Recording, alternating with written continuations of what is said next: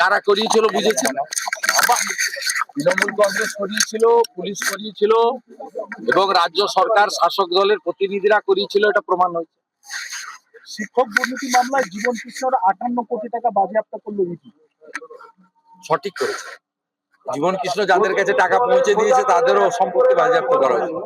একা তো জীবন খায়নি, আর নিচেও খেয়েছে, উপরেও খেয়েছে। সকলের সম্পত্তি বাজেয়াপ্ত করে টাকা উদ্ধার করে সরকারি ট্রেজারে জমা দেওয়া হচ্ছে। শঙ্কর ঘোষ তাকে কাজ করতে দেয়া হচ্ছে না, বিজেপি বিধায়ক তিনি অবস্থান ধর্ম। কাকে কাজ করতে দেয়? কাকে কাজ করতে দেয়? এখানে এসে যিনি রিপোর্ট কার্ড চেয়েছিলেন, বড় বড় কথা, আমি তো রিপোর্ট কার্ড দিয়েছি। কাজ করতে দেয় কোন বিরোধী দলের লোককে? থানা ডেকে বলে, আমাদের নন্দীগ্রামে সভাপতি শ্যামল সাউকে ডেকে বলেছিল আইসি নন্দীগ্রাম আইপ্যাক এর সঙ্গে মিটিং করিয়ে দিয়েছে যে তুমি তৃণমূলে যোগদান করো। তার নাম মিথ্যাভাবে চার্জশিটে দিয়েছিল, হাইকোর্ট থেকে স্টে পেয়েছে। এখনো মমতা মাইতিকে, আমাদের মমতা পাত্রকে, আপনার নন্দীগ্রামের সহসভানেত্রীকে ডেকে ধমকায় পুলিশ। এটা তো এদের কাজ। কোন বিরোধীদের কাজ করতে দেয় না, একটাই কথা, তৃণমূলে যোগদান করে।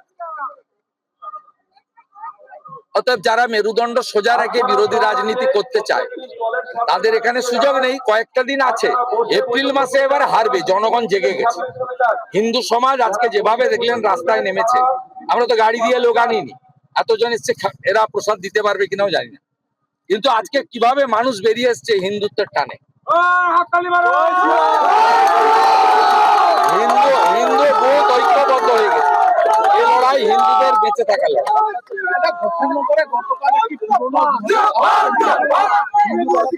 উনি আসামি ছিলেন, উনি জানেই না, ফল জানে না।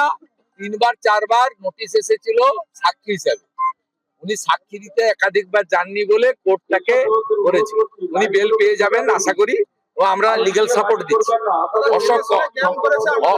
অশোককরণ বিষয়টা পুরো দেখছে, আমি পুরোটা দেখছি। তৃণমূল জানে না বলে এইসব মূর্খগুলো, কারণ এই যারা সাংবাদিক সম্মেলন করেছে তারা আন্দোলনে ছিল না, এরা আন্দোলনে ছিল না, আন্দোলনের ইতিহাস জানে না।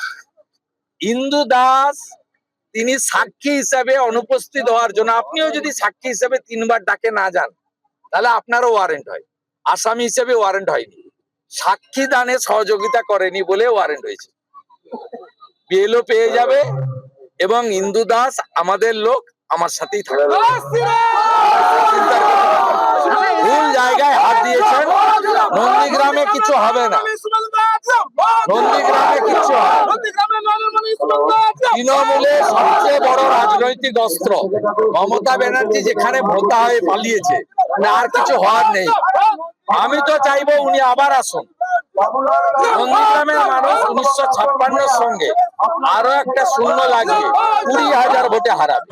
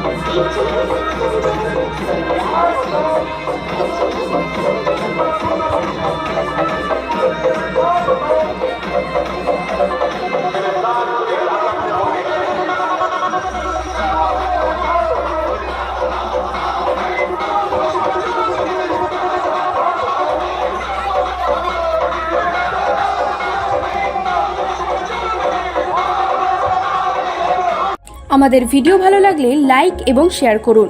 কমেন্ট সেকশনে গিয়ে জানান আপনাদের মতামত। আরও ভিডিও পেতে আমাদের চ্যানেল সাবস্ক্রাইব করুন এবং প্রতি মুহূর্তে খবরের আপডেট পেতে প্রেস করুন বেল আইকন।